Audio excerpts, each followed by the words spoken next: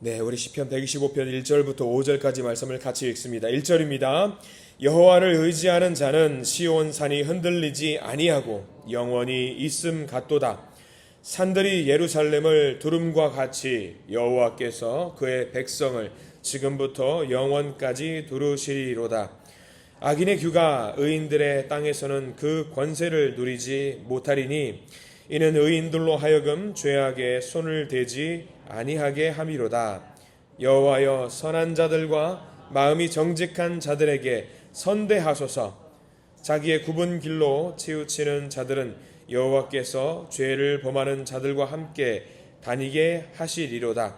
이스라엘에게는 평강이 있을지어다. 아멘. 오늘 이 말씀 가운데 하나님의 은혜가 있기를 간절히 기도하고 소망합니다. 먼저 기도하는 마음으로 고백합니다. 하나님의 은혜가 지금 저에게 임하기를 기도합니다. 아멘. 우리 옆 사람 축복하면서 하나님의 은혜가 지금 여러분에게 임하기를 기도합니다. 하나님의 복된 날 되시기를 간절히 기도하고 소망합니다. 그래요. 시편 125편 말씀을 함께 보게 됩니다. 성전에 올라가는 노래라고 기록이 되어 있습니다. 성전에 올라가는 노래, 다 내일 보게 될 126편도 성전에 올라가는 노래, 128편, 129편, 132편 이렇게 성전에 올라가는 노래가 계속 기록이 되어 있습니다. 성전에 올라간다는 것 뭐하러 가는 거죠? 성전에 왜 올라갑니까? 예배 드리러 올라가는 겁니다. 예배 드리러. 우리들은 예배 드리러 갈 때, 성전에 올라갈 때 어떤 마음으로 예배당에 오시는지 모르겠습니다. 다윗은 어떤 마음으로 성전에 올라갔을까요? 아마 이런 마음일 겁니다. 1절 말씀이 아마 다윗이 성전에 올라갈 때의 마음이지 않을까 싶습니다. 1절 이렇게 기록되어 있습니다. 여호와를 의지하는 자는 시온산이 흔들리지 아니하고 영원히 있음 같도다. 여기 1절 말씀 중에요, 흔들리지 아니하고라는 말씀의 밑줄을 한번 그어두시면 좋을 것 같아요. 여호와를 의지하는 자는 시온산이 흔들리지 아니하고, 시온산이 흔들리지 아니하고. 여호와를 믿는 자들, 하나님을 진짜로 믿는 자들은, 섬기는 자들은요, 유혹이 와도, 힘든 것이 와도, 아픔이 와도, 절망이 와도 결코 어떻다? 흔들리지 아니한다라고 기록이 되어 있어요. 그러니까 예배 드리러 갈 때에 다윗이 힘든 일이 없었을까요? 괴로운 일이 없었을까요? 누구보다 많았겠지요. 왕이니까요. 근데 그런 마음이 있다 손 치더라도 예배 드리러 갈 때, 성전에 올라갈 때만큼은 결단코 흔들리지 아니하겠노라라고 하는 그 각오를 가지고 올라가는 겁니다. 살다 보면 흔들릴 수도 있지요 라고 고백할 수 있어요. 아우, 다윗 왕 흔들림이 없었겠습니까? 흔들릴 수 있었을 겁니다. 그러나 2절이 그 반대되는 이유가 될 수 있을 것 같아요. 2절 함께 같이 한번 읽어볼까요? 2절 말씀 읽어봅니다. 시작. 산들이 예루살렘을 두름과 같이 여호와께서 그의 백성을 지금부터 영원까지 두루시리로다. 이 말 할렐루야입니다. 결코 흔들리지 않는 이유, 결코 비틀거리지 않는 이유. 왜? 예루살렘을 여호와께서 두르고 계신다, 감싸고 있다라는 말이지요. 하나님이 감싸시고 하나님이 보호하시고 하나님이 지키시기 때문에 때로는 넘어질 수도 있을 것 같은데 결단코 좌절하지 않고 다시 일어날 수 있다. 왜? 하나님이 돌보고 계시기 때문이다. 그러니까 나는 성전에 가서 예배 드릴 때 기쁨으로 드릴 수 있다라는 이야기입니다. 우리는 이 1절과 2절 말씀을 보면서 다윗처럼 우리도 우리 삶을 통해서 아멘이라고 이야기하실 겁니다. 아멘이라고. 근데 분명히 아멘이라고 고백을 하는데, 나도 믿는 것 같은데, 나도 하나님을 온전히 의지하는 것 같은데, 나는 다윗과 다르게 이상하게 흔들리는 것 같단 말이죠. 비틀거리는 것 같단 말이죠. 나도 아멘으로 고백하는데 나는 왜 이렇게 다를까? 그렇게 이야기할 때가 많습니다. 사람이니까 그렇습니다. 제가 군종병으로 군부대에서 근무할 때 이야기가 갑자기 생각이 나더라고요. 제가 모셨던 목사님께서 관할하고 있어서 군종병 목사님, 군종장교 목사님은요, 한 교회를 섬기지 않아요. 왜냐하면 부대는 많이 있고 섬겨야 될 교회는 많습니다. 그래서 제가 섬겼던 목사님만 해도 34개 교회를 담임하고 있었어요. 담임 목사님이신데 34개 교회 담임 목사님이셨습니다. 그 한 34개 교회를 한 목사님이 다 둘러봐야 돼요. 그러면 주일마다 다 둘러볼 수 없어요. 둘러봐도 1년에 몇 번, 끼끼야 2번 정도 갈 수 있어요. 그럼에도 불구하고 이제 평일에 계속 둘러보면서 문제가 있는지 없는지 살펴보는 그런 목사님들이 군부대에는 많이 계셔요. 그런데 하루는요, 전방에 있으면은요, 비가 많이 오고 뭐 산에 있기 때문에 토사로 인해서 피해를 받는 경우가 있어요. 그래서 하루는 보고가 왔습니다. 이제 전방에 있는 한 교회에서 토사로 인해서 흘러가는 비로, 여름에 비로 인해서 피해를 입었다라는 보고가 왔습니다. 예배를 정상적으로 드릴 수 없을 만큼 상황이 악화됐어요. 그래서 목사님과 상황 점검을 위해서 같이 갔는데 정말 심각하더라고요. 산에 있는 한 켠이 다 쏟아졌는데 그 흙들이, 그 나무들이 쏟아져 내려가지고 전부 다 교회 본당으로 들어왔어요. 우리 교회 본당이라고 하니까 뭐 대단한 교회일 것 같죠? 아니요. 우리 여기 있는 예배당이 뭐 3분의 1 공간이에요. 작은 공간에 이제 청년들이 모여서 예배를 드리고 있는 거예요. 군 장병들이. 근데 거기 3분의 1, 여기 조그만 공간인데 토사가 쏟아져 가지고 예배를 드리지 못하는 상황에 처해 있었습니다. 회복을 어떻게 해야 되나 목사님과 발 동동 구르면서 거기서 기도하고 이제 원대로 복귀를 하는데, 목사님과 차로 돌아오면서 목사님이 그런 말씀을 저한테 하시는 거예요. 제가 군종병이었으니까. 영민아, 내가 참 부끄럽다. 갑자기 뜬금없이 그런 말씀을 하시는 거예요. 아니, 무슨 말씀이세요, 목사님? 목사님이 고백을 하는 거예요. 순간적으로 그런 이야기를 생각을 했대요. 내가 저 암울한 상황을 보고, 내가 그래도 목사인데 하나님을 먼저 찾아야 되는데, 하나님께 기도해야 되는데, 하나님을 다윗처럼 의지해야 하는데, 야, 내가 무슨 생각한 줄 알아? 무슨 생각하셨습니까, 목사님? 제일 먼저 이 생각을 했어. 도와줄 수 있는 어디 교회 없을까? 재정적으로 우리를 좀 지원해 줄 수 없는 그런 교회 없을까? 라고 했다라는 거예요. 제가 아무 말도 못했습니다. 실제로 군대에 있는 군인교회가 그렇습니다. 군부대에서 다 도와주는 거 아니에요. 지원을 받아가지고 재정적인 지원을 세상에 있는 큰 교회들 통해서 지원을 받아가지고 꾸려나가는 교회가 많이 있습니다. 실제로 군인교회가 많이 그렇거든요. 그래서 교회 하나 없어지는 것은 사실 금방이에요. 그래서 그 목사님이 현실적으로 우리 교회를, 이 군교회를 도와줄 수 있는 그 교회를 세상적으로 찾아보는 것, 그거를 먼저 생각했다라고 하는 거예요. 그러면서 너무 부끄러웠다라는 거예요. 하나님께 순간적으로. 그래서 회개했다라는 거죠. 근데 이게 우리 모두의 문제더라고요. 세상적으로 우리가 고통을 겪을 때, 아픔을 겪을 때 여러분들 어떻게 하셔요? 나를 도와줄 수 있는 사람을 찾는 경우가 아마 태반이지 않습니까? 먼저 하나님께 기도하고 하나님께 맡기면서 하나님 도와주세요라고 먼저 외쳐야 되는데, 그렇게 하지 못하고 나를 도와줄 수 있는 사람을 찾는 경우들이 많이 있어요. 나를 찾는, 돈을 찾는 경우가 많이 있다라는 거죠. 그렇게 하지 못하고 세상적인 도움을 찾을 때 정말 많습니다. 이게 우리 모두의 문제더라고요. 우리가 오늘 125편의 말씀을 가벼이 여기면 안 될 것 같습니다. 다윗도 그런 시련들이 있었을 것 같아요. 3절과 4절 말씀에 보면은요, 세상을 찾는 사람들 악인이라고 합니다. 성경에는 냉정하게 이야기하고 있어요. 하나님을 찾지 아니하고 세상을 찾는 사람들을 악인이라고 이야기하고 있거든요. 이 3절과 4절 말씀, 악인과 선한 자, 악인과 의인을 대조시켜서 우리에게 보여주고 있는데, 여러분 3절 말씀 같이 한번 읽어보겠습니다. 3절입니다. 악인의 규가 의인들의 땅에서는 그 권세를 누리지 못하리니 이는 의인들로 하여금 죄악에 손을 대지 아니하게 함이로다. 이게 좀 어려운 말 같더라고요. 그래서 세번역 성경으로 한번 읽어드릴 거예요. 쉽게 이해가 됩니다. 의인이 불의한 일에 손대지 못하게 하려면 의인이 분깃으로 받은 그 땅에서 악인이 그 권세를 부리지 못하게 하여야 한다라는 말씀으로 기록이 되어 있어요. 의인들을 위해서, 선한 자들을 위해서 악인들, 그러니까 세상 권세를 의지하는 자들이 힘을 쓰지 못하게 해야 된다. 하나님을 온전히 의지하게 해야 된다라는 말씀이에요. 하나님을 온전히 의지하게 해라, 그 말입니다. 세상을 의지할 수 있어요. 그런데 여러분들 아실 겁니다. 세상은요, 공짜가 없어요. 공짜가 없어요. 반드시 원하는 게 있습니다. 위기의 때에, 아픔의 때에 그 고난을 이겨내기 위해서 세상을 의지할 때는요, 합당한 것을 줘야 됩니다. 세상의 이치는 그렇더라고요. 결국은요, 세상을 의지하다 보면요, 종국에는 무너지게 되어 있습니다. 세상을 의지했던 사람 중에 대표적인 사람이 한 명 있습니다. 예수님과 3년 동안 동고동락했던 사람, 가룟 유다라는 사람이 있습니다. 하나님을 의지하는 것 같았어요. 그래서 예수님도 그를 믿고 그를 제자로 삼아 주셨지요.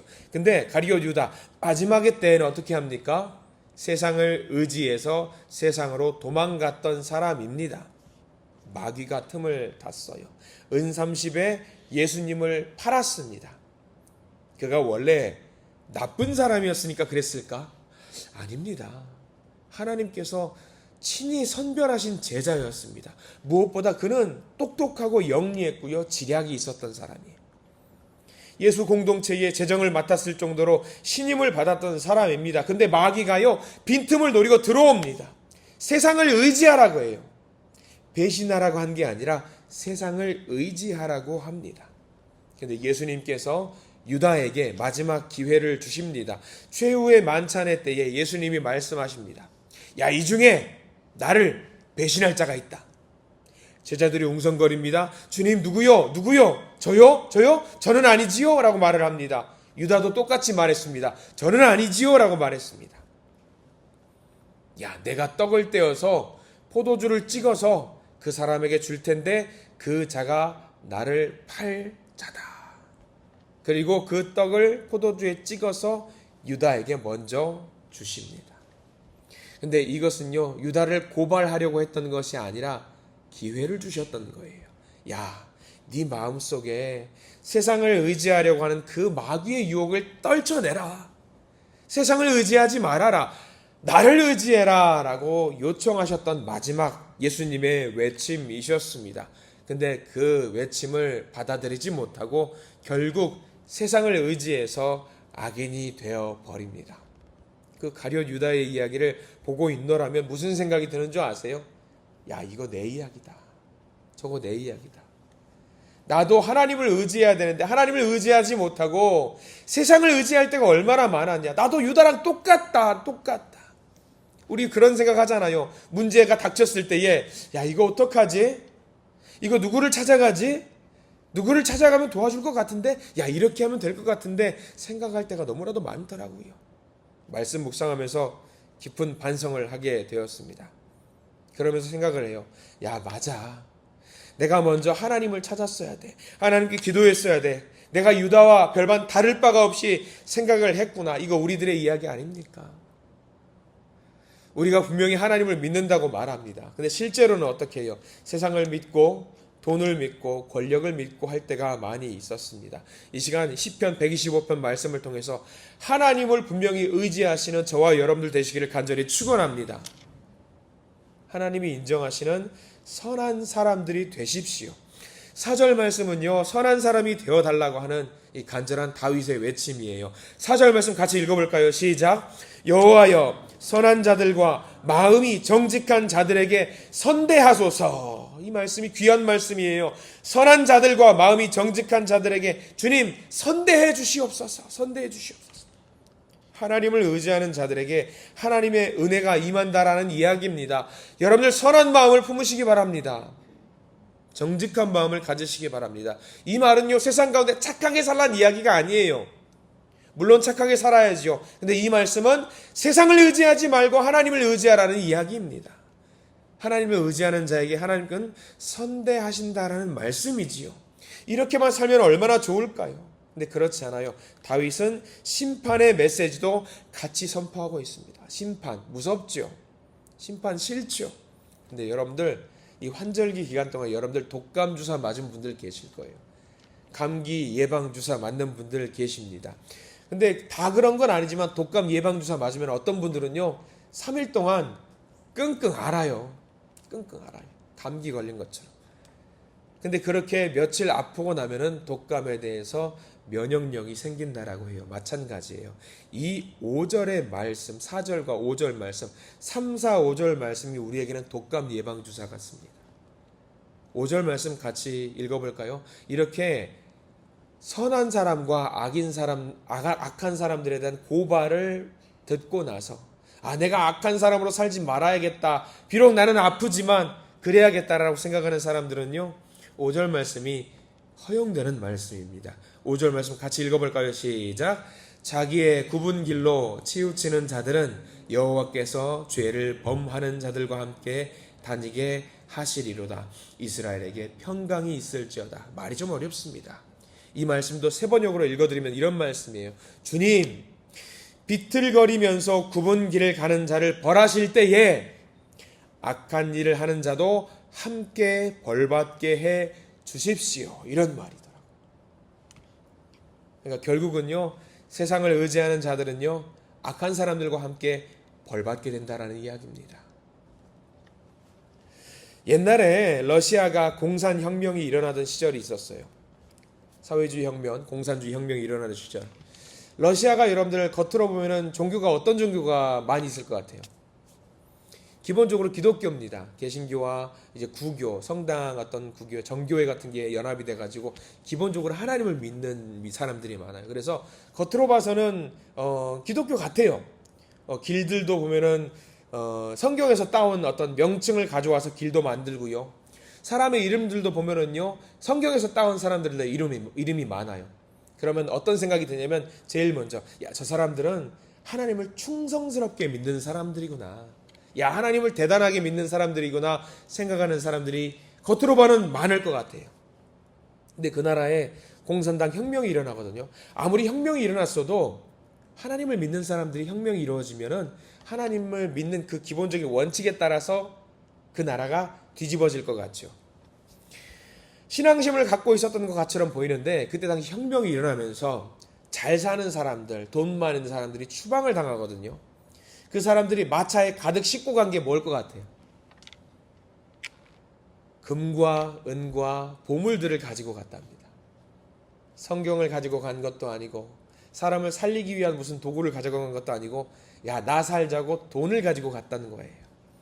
그 사람들이 추방을 당한 곳이 어디였냐? 잘 사는 사람들이 추방을 당한 곳이 어디였냐? 시베리아 광야로 추방을 당했어요.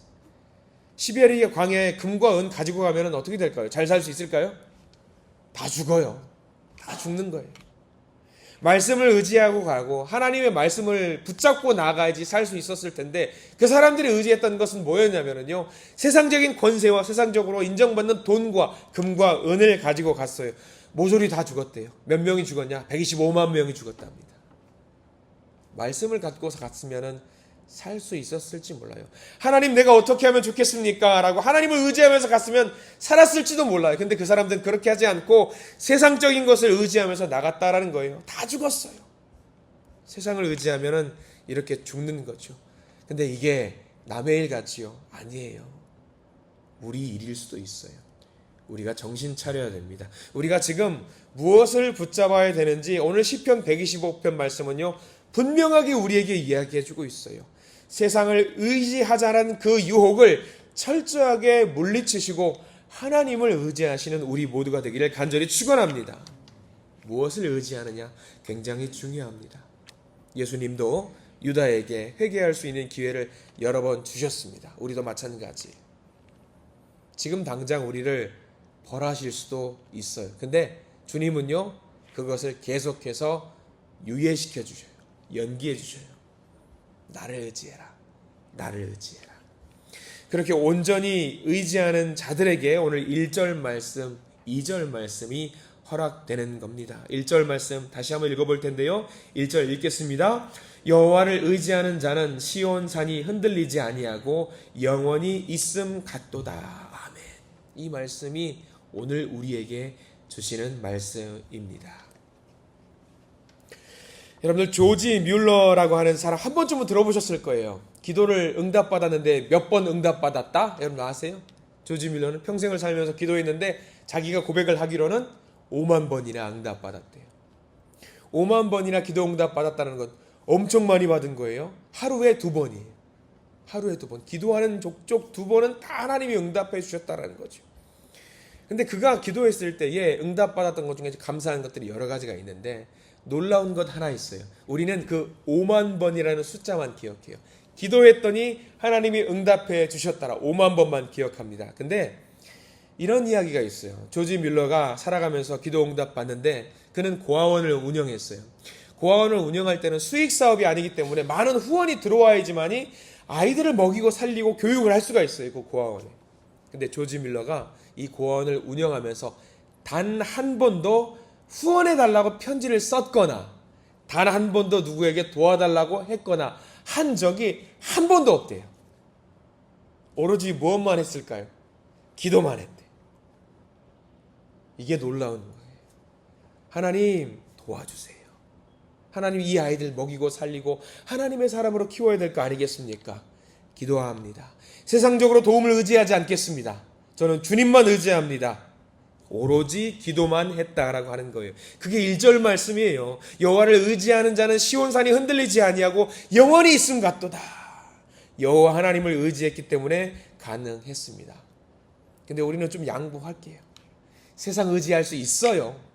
근데 다만 세상적인 것을 의지하기보다 먼저 무엇을 찾아야 되느냐? 여호와 하나님을 의지하는 우리가 되어야 된다라는 이야기입니다. 여러분들 온전히 돌이키시고 하나님을 먼저 찾으시는 저와 여러분들 되기를 간절히 축원합니다. 나는 글렀어. 하나님도 나를 버리신 것 같아. 안 될 것 같아. 이거 우리 내려놓으시고요. 오늘 이 시간부터는요. 하나님만을 먼저 찾으시기 바랍니다. 그러면은요. 우리를 시온산처럼 견고하게 우리를 잡아주시는 하나님을 경험하시게 될 줄 믿습니다. 흔들리지 마시고 영원히 굳게 서셔서 하나님만을 의지하는, 하나님만을 먼저 찾으시는 저와 여러분들 되시기를 간절히 축원합니다. 기도하겠습니다. 주님, 제가 더 이상 비틀거리는 자로 살기 싫습니다. 주님, 더 이상 죄의 종노릇, 세상의 종노릇 하기 싫습니다. 언제까지나 우리가 하나님 앞에 나와서 주님, 제가 또 죄를 지었습니다. 주님, 제가 또 죄를 짓고 왔습니다. 이렇게 말하는 자가 되지 않도록 도와주시옵소서. 이제는 선한 사람, 하나님을 의지하는 사람, 마음이 정직한 사람으로 살게 해 주시옵소서.